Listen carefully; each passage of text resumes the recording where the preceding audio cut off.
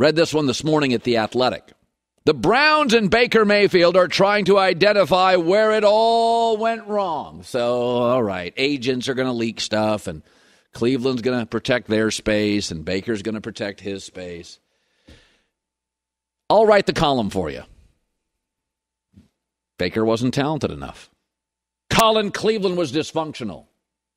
Joe Burrow just got the Bengals to a Super Bowl. They've been the cheapest organization in the league my entire life. He got him to a Super Bowl. The Saints were called the Aints before Drew Brees. The Colts were a mess. From 1978 to 1999, the Colts never won 10 games. Then Peyton Manning arrived, and they became a 15-year juggernaut. The Packers went to 2 playoffs in 25 years. Then Brett Favre arrived, and they became a juggernaut. The Buffalo Bills went to the playoffs 1 time in 17 years. Then Josh Allen arrived. They're favored to win the Super Bowl. Baker wasn't talented enough. Yes, Cleveland was dysfunctional. But do you realize right now in the NFL, there's probably 3 to 4 times more dysfunctional teams than there are great teams. It's always been that way. And the only way to quickly get out of dysfunction is get a great quarterback. Baker wasn't good enough. And in the fourth quarter, the resume is now complete. With 4 coaches in Cleveland, all 4 of them, Baker was a horrific fourth quarter quarterback.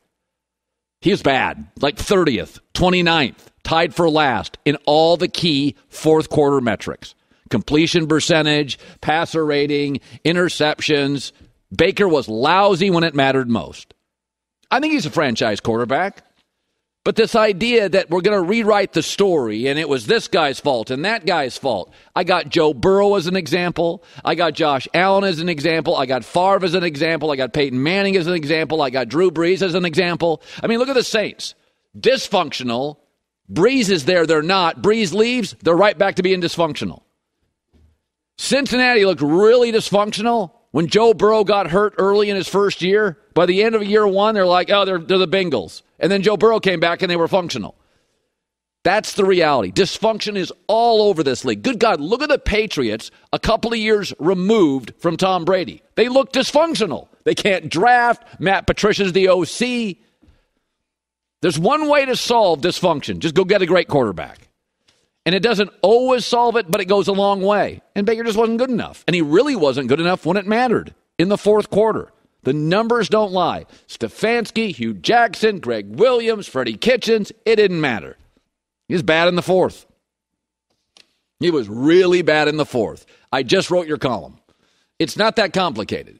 Well, this dysfunction and that dysfunction. The league is full of dysfunction. Top of my head, the Giants are dysfunctional. The Lions are dysfunctional. Until this last draft, the last few years, Philadelphia has been dysfunctional. The Jets are dysfunctional. Washington is dysfunctional. The Houston Texans are dysfunctional. Jacksonville's dysfunctional. I mean, even when they're good, the Chargers at times can feel like dysfunctional. The Bengals forever were dysfunctional. So don't give me, well, he had to overcome.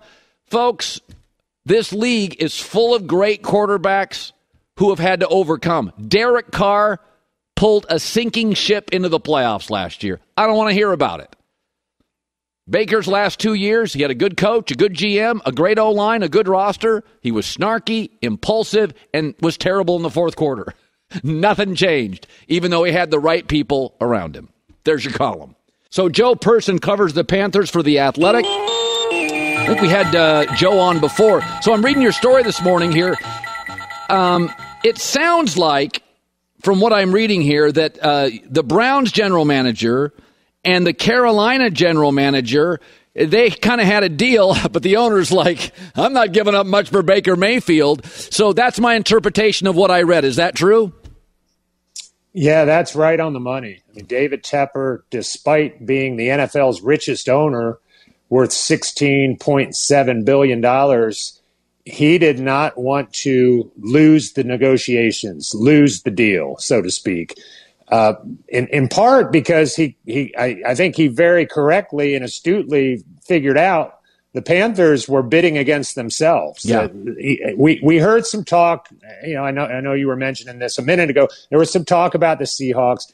That was never really serious. The Panthers general manager, Scott Fitter, he spent 2 decades in Seattle, the last 12 or so with John Schneider. Yeah. He had a sense that the Seahawks weren't interested. So the Panthers were able to kind of wait it out. Matt Rule was ready to do this deal. Scott Fitter was ready to do this deal, 6 weeks ago. But the owner was like, come talk to me when we get it at a decent number, and finally they did. Well, there's a couple of dynamics here, Joe, that are interesting. Matt Rule has to win, so he's going to choose whoever can help him win. But because they're not paying Baker any money, there's no need to play him. Like if he doesn't beat out Darnold, you're not paying him $40 million a year. You just, whoever wins the job wins the job. That's my takeaway. Or do you believe Baker's coming here to be a starter, and that's kind of the lean by the staff? I think they're trying to paint it as an open competition. And listen, Sam Darnold did some good things before Christian McCaffrey got hurt last year and before the line became a disaster. He had a decent spring, actually a good spring with Ben McAdoo and learning that new offense that McAdoo brought in. But they went out and got Baker to be a starter. There's no doubt about it. I mean, I think the only way he wouldn't start week 1 is if he is somehow just 1, injured, or 2, having trouble in 6 weeks of training camp picking up the offense. But interestingly, during OTAs, when all this was bubbling, I asked Matt Rule, and I couldn't use Baker's name for fear of tampering, et cetera, but I said to Rule, if you guys went out and got a veteran quarterback prior to training camp, but after OTAs and minicamp, would that be enough time for him to get comfortable in the offense? And Rule unequivocally said, yes, it would. Yeah. The Baker's personality as a backup, it would be ill-fitting to me. He's not really a backup. Cam Newton in New England, they're like, listen, Cam's a starter or we're going to move off him and do Mac Jones. So, I always said Tebow's a tough guy to be a backup because he's so popular. There's just some guys, I always say a backup quarterback, Joe, should be able to put a hat on and sunglasses, walk through a local mall, and nobody knows who he is. That's what you want a backup quarterback to be. Colt McCoy. So I think Baker has to be the starter or it'll be weird and it won't feel right. I think Darnold would be more capable personality-wise of being a backup. But my guess is that Darnold, because he knows the offense and has friends in the room, will be hard to unseat in the first week, but eventually will make mistakes because Sam does. He's kind of reckless. Baker will take over. And then by the end of the year, they'll move off both.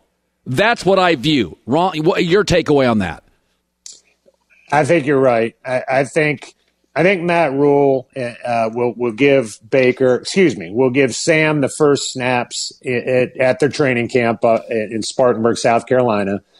I think from there, I don't know how long it'll be until Baker jumps in there, but I think you're right. This feels like a 1-year rental. Yeah. This feels like an opportunity for Matt Rule to try again at that quarterback position, which he's missed out on 2 different times now with Teddy Bridgewater first and then Sam. He's trying to do anything to coach a 4th season here. I mean, he very much enters this year on the hot seat. Yeah. The GM here, Scott Fitter, he came a year after Rule. But if the Baker thing doesn't work out, it might be that they all kind of go down together. As David Tepper, he bought this team. It's now been 4 years ago. He has yet to sniff a playoff berth. And they're all getting a little antsy from the top of the ownership chain all the way through the coaching staff. Yeah, that's interesting. I don't know David Tepper. I know people who know David Tepper. I think Matt Rule's a good coach, but he's a college coach, and the success rate college to pro is about 30% max. It just doesn't work a lot. Most of these guys that work in the NFL, they have, Pete Carroll was in the NFL before college, so that works. Tom Coughlin had been a position coach in the NFL before college. Matt, did Matt do something in New York? Matt's got a little NFL blood, if I recall. So when you cover Matt Rule, I like him. He's got a little NFL blood.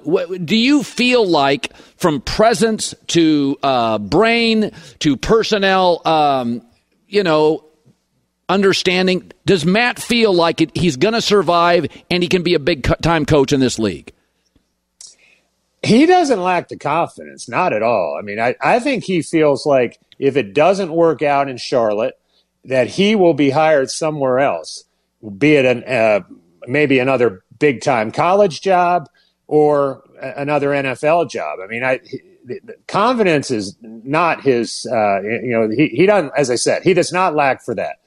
I think with Matt, he's got to get the quarterback right. He hasn't done that yet. He did come into a situation just for him where Cam Newton was sort of beaten up at that point of his career.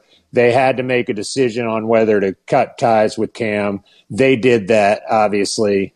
Tried to bring him back last year and kind of recapture that magic. But, Rule's a smart guy. Like, listen, I don't think there's any question that he could do this.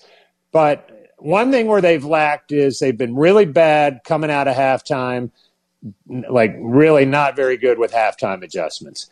I will say this. His first staff here was really filled with former Baylor and Temple guys that he knew and was familiar with. He went out this offseason. I mentioned McAdoo. He brought a bunch of guys in here with NFL experience onto his staff. Steve Wilkes, who's been a head coach.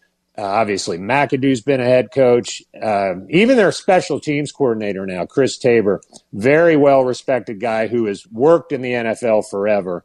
So I think probably needed a couple of those guys on his first staff, but at least he's got them here now. Good stuff. Joe Person, The Athletic, covers the Carolina Panthers. Good seeing you again. I hope you're having a nice summer, and thanks. Thanks, Colin.